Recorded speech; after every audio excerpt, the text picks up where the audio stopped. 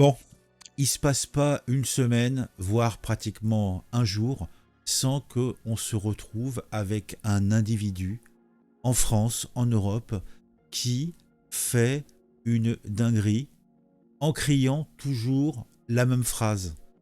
Et c'est véritablement pas un, deux, trois, mais des dizaines, des centaines de personnes qui sont concernées. Elles ont toutes deux points communs.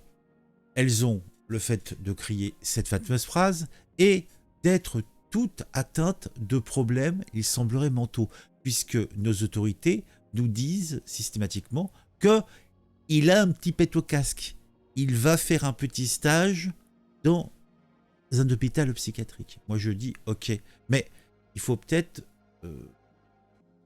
anticiper ces problèmes et aller au devant des malades pour justement éviter qu'ils se blessent et qu'ils puissent, par leurs actions, blesser les autres. Ce qui serait, je pense, une idée judicieuse. On va regarder ensemble 30 jours en France, en tout cas dans la francophonie, puisque j'ai étendu un petit peu ma vision des choses à nos camarades de Suisse et de Belgique, sans aller trop avant, puisque sinon, alors là, on n'était plus à un événement, mais voire 2-3 événements par jour, ayant les mêmes origines et à peu près le même format. Donc je me suis contenté de faire, allez, un petit mois. C'est comme qui dirait la rétrospective de la fin d'année 2023. Et c'est le genre de choses que l'on fait souvent en début d'année.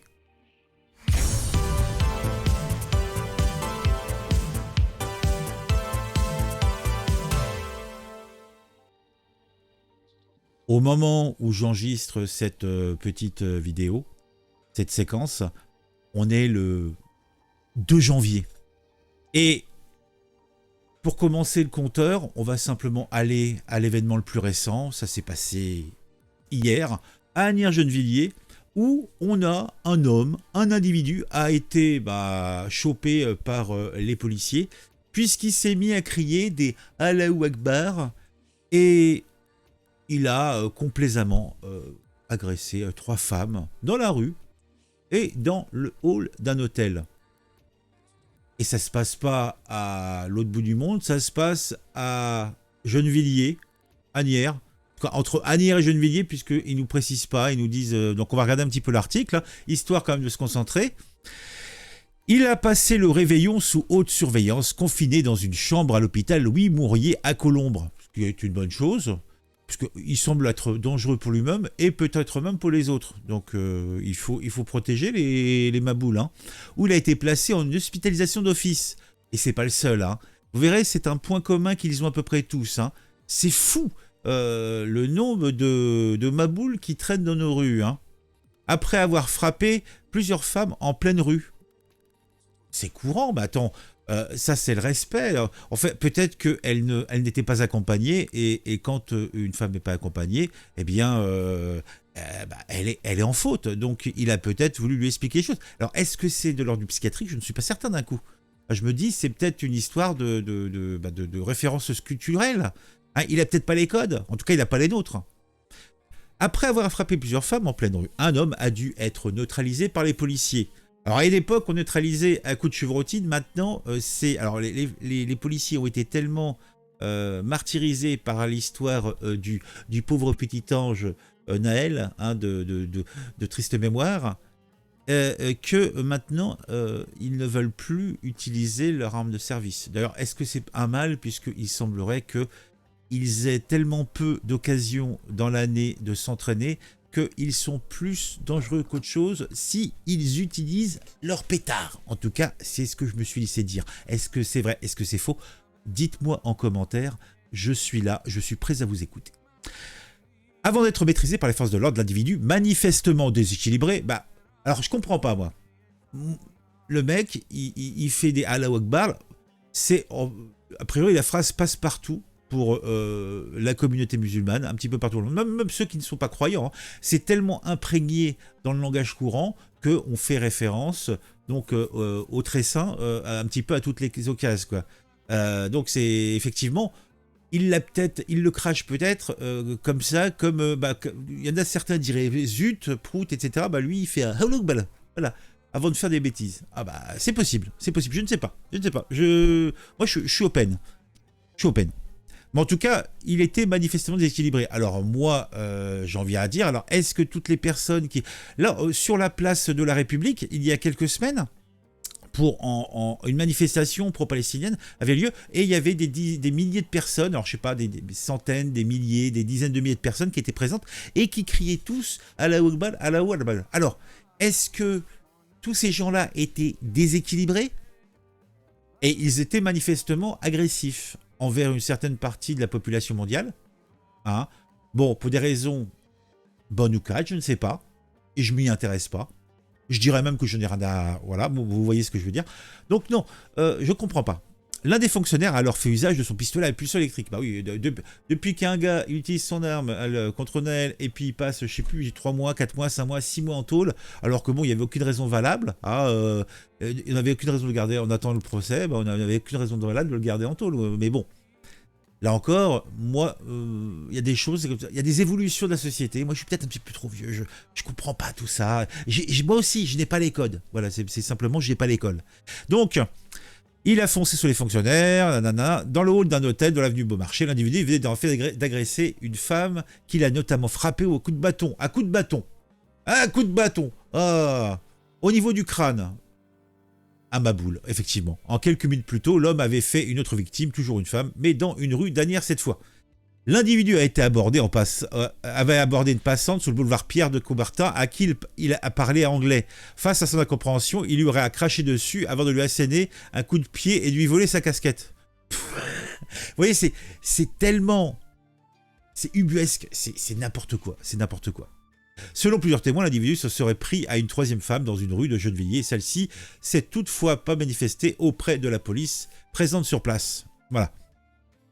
Bon, donc les victimes ont des plaies à la tête, des hématomes, etc. etc. Donc le gars, il se balade dans la rue avec des Allahu Akbar. C'est un malade. Qu'est-ce qu'il fout en France? Qu'est-ce qu'il fout là? Pourquoi il n'est pas en HP de base? On ne comprend pas. Mais ça, c'était le dernier événement dans les petits faits divers. Hein. Et on va remonter un petit peu dans le temps, on ne va pas non plus s'éterniser, on va simplement passer de l'autre et vous allez voir qu'il y a quand même des occurrences qui reviennent systématiquement, toujours. Et quand on a nos autorités ou nos camarades de gauche qui nous disent que c'est un sentiment, non, c'est pas un sentiment, c'est un fait. Il y a statistiquement, sur un mois, on a, et ça ce n'est que les cas reconnus. On ne parle même pas de tous les cas qui ne sont pas reconnus. Alors, là, c'était le 28 décembre. Marseille, un individu interpellé après avoir agressé un passant au couteau. Que du bonheur. Le mis en cause, en état d'ébriété avéré. Ah oui, ça. Alors, problèmes mentaux, alcoolisme, folie, la totale, quoi. Et le halakbal, c'est ça que je vous disais, c'est que il faut pas non plus lier ça à la religion en elle-même. C'est que pour une bonne part, je dirais, à part les actes qui sont stricto sensu des actes terroristes, type le gars... en fait, il y a quand même pas mal en fait, on est dans le banditisme, on est dans la folie, faut pas tout mélanger, voilà. Hein. La mise en cause d'état d'ébriété avérée a été entendue hurlant Akbar, placé en garde à vue. Il a fait l'objet d'une admission en soins psychiatriques. Bah tiens, tiens encore. Alors lui, c'était à Marseille. Il a tenté d'agresser des passants au couteau. Alors le couteau aussi. Hein. Et puis c'est jamais des épinelles. Hein. Alors pourquoi? Ce que je comprends pas, c'est pourquoi les petits jeunes de Crépol, eux, n'ont pas été placés en hôpital psychiatrique. Parce qu'attends, il faut quand même y aller. Hein. Ils étaient une équipe d'une dizaine de personnes là. Ils en ont blessé 17, ils ont coupé des doigts, ils ont tué un gars. Et moi, je pense qu'ils auraient eu leur place en HP, quoi. Je piche pas.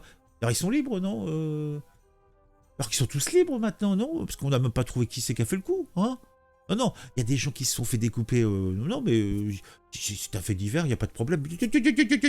On croit rêver. Mais bon, alors, donc ça venu Schumann, dans le 2e arrondissement. Les forces de l'ordre avaient été requises pour intervenir, ok. Le mec était bourré comme un coin, etc., etc. Bon, on va pas s'éterniser sur celui-là. Donc ça, c'était à Marseille, et un monsieur jouait du truc, il s'est retrouvé en HP, il nous crachait dans la barre. Alors, Un individu sous OQTF. Alors oui, alors il y a aussi une autre occurrence, c'est que bon, malades mentaux, migrants sur le territoire sans de raison valable d'y être, hein. Et bah, on sème la panique, on joue du couteau, etc. Donc là, un individu sous OQTF crie Allahu Akbar et sème la panique dans un bus parisien. Ça, c'était le 18 décembre. Dans le 15e arrondissement, un individu connu des services de police. En plus, parce que si l'OQTF, c'était connu, c'est qu'on lui demandait de quitter le territoire. Il n'a pas quitté le territoire. Il faudrait peut-être l'inciter à quitter le territoire à coup de pied dans le cul. Mais bon, je dis ça, je dis rien. Donc en tout cas, il a été interpellé après avoir semé la panique dans un bus parisien. L'homme de 50 ans, donc ça fait quelques temps qu'il doit sévir, de nationalité algérienne et sous OQTF, a crié plusieurs reprises Allahu Akbar, menaçant les autres passagers. Alors le mec, il faisait peut-être lui aussi, c'était un piccolo, il a fait un très mince, là. J'ai pas ma bouteille, donnez-moi ma bouteille. Grosse frayeur et panique au bord du bus ce dimanche, en fin d'après-midi, une personne d'origine algérienne, sans domicile fixe et faisant l'objet d'une procédure d'expulsion. Mais faut arrêter de faire des procédures, faut expulser. Voilà, placé en garde à vue, etc., etc. Bon, on continue au suivant. Ça, c'était donc le 18 décembre. Donc là, le 12 décembre, Paris. L'homme qui a menacé une femme avec un couteau en lui demandant si elle était juive est placé sous contrôle judiciaire. L'homme a été libéré depuis. Hein. Il est libre. Hein. HP et liberté. Hein. Si cette femme avait répondu positivement, il lui aurait, selon ses dires, mis un coup de couteau dans le bide. Alors après, il a dit que le contraire, non, qu'il plaisantait, c'était une petite blagounette. Non mais... Faut arrêter. L'homme interpellé pour exhiber un couteau a demandé à une passante s'il était juif, nanana. Bon voilà, ça j'avais déjà traité le sujet, je crois bien. On continue, là on est le 15 décembre, vous voyez, ça s'accélère. Et c'est pas 1, 2, 3, et ce n'est que ceux dont nous avons connaissance. Il y a tous ceux qui... Parce qu'il y a toujours le truc que... Oh, il aurait dit, il aurait crié. Non, t'entends ou t'entends pas. Ça, c'est un petit peu comme, là encore, je reprends les références de Crépol. Quand tu as 1, 2, 3, 5, 7, 10 personnes qui te disent qu'il a dit, sale blanc, qu'il a eu des propos racistes, non, mais il n'y a pas de... il aurait... Non, il a dit, c'est tout. Tu arrêtes. T'en veux une Tu arrêtes. Chut. Et toi. Donc, là, on est le 15 décembre. L'agression s'est déroulée au cours d'une distribution de produits à la cantine. Alors, ça se passe en tôle, hein. À la maison d'arrêt de l'île Saint-Quentin, 3 surveillants sont légèrement blessés. Selon un représentant syndical, la dangerosité du détenu a été signalée depuis 2 semaines. L'agression s'est déroulée dans... Enfin, comme pour résumer, c'est que le mec, alors là, il n'avait pas de couteau, donc il a pris son bouteille, hein, et il a agressé donc des surveillants pénitentiaires et des auxiliaires en criant des Al-Akbar, machin. Détenus radicalisés et troubles psy. Bah tiens, on y revient, mais c'est ouf quand même, hein. Attendez, on va augmenter un petit peu la taille. Détenu radicalisé et trouble psy. Le détenu aurait crié à l'Akbar. Il l'aurait. Il a, c'est tout. Au moment de son attaque, d'après Guillaume Potier, sur la base des récits reportés par les agents. C'est un détenu qui est arrivé radicalisé à la prison de Saint-Quentin. De son côté, la direction de l'administration pénitentiaire évoque seulement des troubles psy. Vous voyez, il y a la dichotomie entre... les gens qui sont confrontés à ça, les agents, les policiers, les machins, pour qui, en fait, il y a des radicalisations. Voilà. Et d'autre côté, on a l'administration, les Moussa et compagnie, les Macron, les machins, et nos amis gauchistes, hein, nos amis. Est-ce que ce sont vraiment nos amis? Je ne suis pas certain. Qui vont évoquer uniquement les troubles psy. Mais c'est pas incompatible, mais il y a plein de gens qui se prennent pour Napoléon, qui sont des tueurs pathologiques, etc. Mais pourquoi ils font pas référence à Allah, que je sache? C'est vrai, c'est... Allez, on continue. Là, c'est nos amis de F2 Souche. Alors, c'est dans le 14. Au cri de Al-Akbar, un collégien de Saint-Omer, 62, âgé de 14 ans et connu de la police, poursuit des élèves avec un cutter. Ah! Voilà, ça, c'était le 13 décembre à Saint-Omer. Voilà. Le mec, il a 14 ans, il a un cutter, machin. Alors, lui aussi, finit en HP. Ah bah non, lui, il va pas finir en HP. Lui, on va le renvoyer à la maison. Oh, et il va passer en conseil de discipline. Le mec, il aurait pu... On croit rêver, hein, on croit rêver. Ça, c'était le 14 décembre. On continue. On est le 9 décembre. Et en plus, comme je dis, j'ai saute, hein, j'ai pas tout pris. Hein. Alors là, c'est dans le monde. Attentat de Paris, l'action du terroriste Armand Rajapour Mayon Joab. Vous savez, c'est le dingo qui a devant Trocadéro, Biraken, tout ça dans ce coin-là, dans le coin Richard, a zigouillé un pauvre anglais, je sais plus quel pays, autre pays. Enfin, le mec qui vient avec sa copine en amoureux, etc. Et puis il finit. Quelle horreur, quoi, quelle horreur. Mais bon. Là encore, l'islamologue Bernard Godard, ancien fonctionnaire des renseignements généraux, déplore dans une tribune au Monde une lecture religieuse de l'attaque du 2 décembre dans le quartier de la Tour Eiffel. Là aussi, moi je suis assez d'accord avec lui. C'est qu'il ne faut pas non plus tout mélanger. Ce que je lui disais en préambule, c'est que là, on fait, c'est de l'ordre du psy, effectivement, du revendicatif, du ras-le-bol. En fait, j'ai l'impression qu'il y a une bonne part de ces gens-là, ils sont venus pour une raison ou pour une autre en France, et puis bah c'est pas la fête du slip. Et bah ils n'arrivent pas à s'intégrer. Ils n'ont pas de boulot, ou c'est trop dur, ils gagnent pas assez d'argent. Ils pensaient qu'ils allaient. On leur a dit que la France était un pays de cocagne. Oui, par rapport à certains coins du monde, c'est peut-être un pays de cocagne, mais il y a certains pays, bah, je pense au Maghreb, où en fin de compte le différentiel est pas si énorme que ça. Il y a peut-être un problème de chôme dû là-bas, peut-être encore plus important que chez nous, mais le niveau de vie n'est pas si détestable que ça, et que la misère à Paris, la misère en France, ça reste la misère. Hein, donc le refuge de la misère, c'est l'alcool, c'est la folie, c'est tout ce que vous voulez. Hein. Donc c'est pas. Donc je dis pas qu'il n'y a pas peut-être les notions religieuses là-dedans, mais je pense que c'est plus de l'ordre structurel dans le mental truc, on utilise des termes pour utiliser des termes. Hein, voilà. Donc, je ne pense pas qu'il y ait que de la religion là-dedans. Donc, en fait, je trouve ça très intéressant. Je vous invite à lire cet article-là. Mais on continue. Et là, c'est en Suisse. Je dis qu'on on a regardé un petit peu chez nos voisins. Après-midi d'angoisse à Courtaillot, un individu menaçant s'est introduit dans une école sans faire de blessés. Ah, il n'a pas fait de blessés. Une opération policière d'envergure a eu lieu dans le collège primaire de Cornouailles à Cortillot, dans le canton de Neuchâtel, pour interpeller un homme menaçant. Il s'est introduit dans l'établissement et aurait crié Allahu Akbar. Qu'est-ce qu'il foutait dans cet établissement? Pourquoi il est rentré? Est-ce qu'il a un gamin là-dedans? Je ne pense pas. Voilà. Pas mal les petits uniformes de Suisse, hein? Sympa, hein? Ouais, bon, rien à voir à l'histoire, ouais. Journée d'angoisse. Alors, est-ce qu'ils nous disent des trucs intéressants? Donc, outre ses propos menaçants, l'homme était visiblement déséquilibré pour le moment. Ah, ils sont toujours déséquilibrés. Hein. Bah, de toute façon, il faut être déséquilibré à la base. Donc, celui-ci aurait tenu des propos menaçants, prononçant notamment les mots Allahu Akbar, Dieu est le plus grand en arabe, selon les témoins sur place et ceux qui confirment la police. Les 300 élèves ont été retenus dans la salle des classes, etc., etc., etc., etc., etc. Voilà. On continue. Encore nos amis, alors là c'est le 7. Alors à Nice, une Tunisienne, alors il n'y a pas que des hommes, il y a aussi des dingos femmes. Hein. Une Tunisienne interpellée après des dégradations commises dans une église au cri d'Al-Akbar. Alors là, elle s'est attaquée au matos, elle ne s'attaque pas aux gens. Pourquoi? Comment? Hier, la Tunisienne Haïcha B a cassé un banc de l'église de Jésus à Nice en criant Al-Akbar, elle a été arrêtée internée. Folle ou islamiste, sans doute un peu des deux, que fait-elle en France? Voilà, ça résume tout. Folle ou islamiste? Voilà, mais sans doute un peu des deux, tout simplement. Tout simplement. Je préfère qu'on paie sa rémigration plutôt que ses soins psy. Je dois dire que je suis assez d'accord avec monsieur Philippe Vardon. Ah, bon, on continue. Vous voyez, ça, là, on était au début du mois de décembre. Hein. On continue. Toujours, alors là, on est passé au mois de novembre. Oula. Le trentenaire qui voulait commettre un attentat à Puy-en-Velay, condamné à quitter la France à sa sortie de prison. Le 3 novembre dernier, une trentenaire avait crié à l'Akbar après avoir dégradé 3 véhicules de police et donné des coups. Oui, j'ai fait une vidéo sur ce sujet-là qui m'avait fait sourire, puisqu'en fait, il avait eu des propos un petit peu bizarres, etc. Donc, ça m'avait fait sourire, oui, je sais. On continue. Alors, le 21 novembre, tribunal de Brest, un homme relaxé pour apologie publique d'un acte de terrorisme. Relaxé, libéré.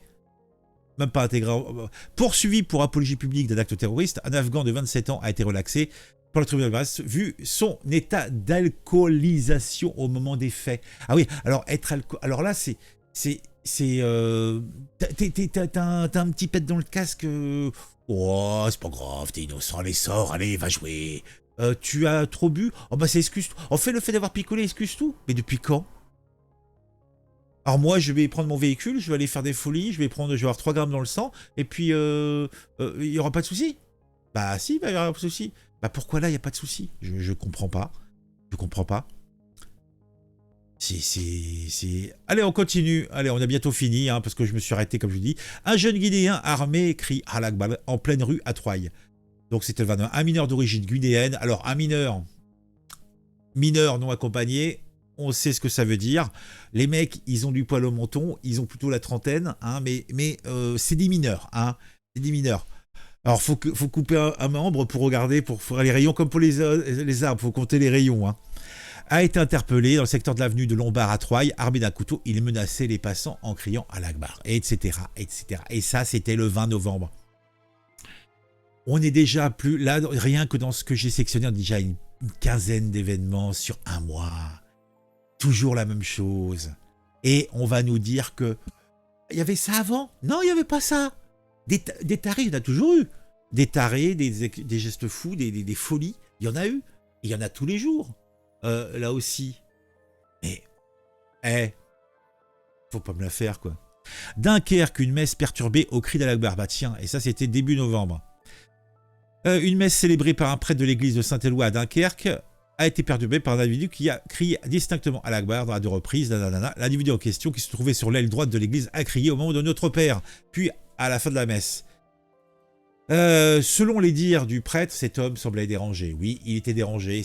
Là, c'est de l'ordre de la civilité plutôt qu'autre chose. Mais bon, je dirais que on peut conclure avec ce monsieur qui au moment des événements de Naël ou pour la marche blanche qui s'est transformée en marche de la folie, hein, nous a résumé un petit peu l'état d'esprit de certains.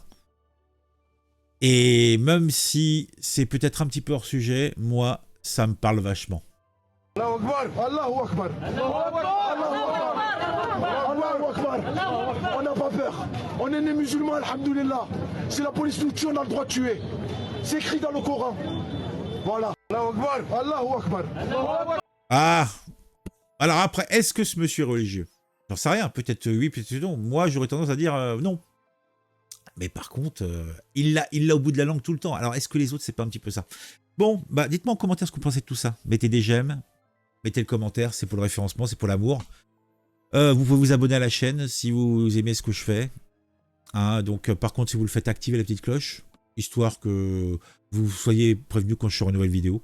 Sachez que je sors en moyenne 2 vidéos par jour, peut-être 3. Des fois plus, des fois moins, ça peut, mais en général, plutôt 2 ou 3 par jour. Vous pouvez également me rincer à coups de billets, ça serait sympathique, puisque je ne vais pas vous mentir, la vie est dure, mais ça reste une aventure.